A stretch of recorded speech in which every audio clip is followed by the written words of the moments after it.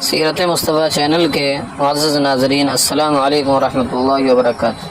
میرے دینی بھائیو، ویسے تو آپ سبھی کو معلوم ہوگا کہ کسی ماہ میں روزے رکھنے سے انسان بہت سے دینی اور دنیاوی فوائد حاصل ہوتے ہیں، مگر ماہ محرم کی حرمت اور فضیلت کے سبب اس ماہ میں کی جانے والی ہر عبادت قابل قدر اور باعث اجر و ثواب ہے۔ لہذا حدیث مبارکہ میں محرم کے روزوں کی خصوصی ترغیب دی گئی ہے۔ چنانچہ رسول اللہ صلی اللہ علیہ وسلم کا ارشاد ہے: وَأَفْضَلُ الصِّيَامِ بَعْدَ الشَّهْرِ رَمَضَانَ صِيَامُ شَهْرِ اللَّهِ الْمُحَرَّمِ۔ مسلم شریف کی یہ حدیث ہے۔ ترجمہ اس کا یہ ہے کہ رمضان کے روزوں کے بعد سب سے بہترین روزے اللہ کے مہینے محرم کے روزے ہیں۔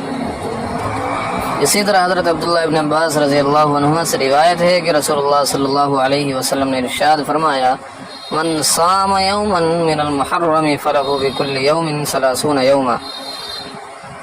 اس حدیث سے مبارکہ ترجمہ یہ ہے کہ جو محرم کے ایک دن کا روزہ رکھے اس کو ایک مہینے کے روزوں کا ثواب ملے گا۔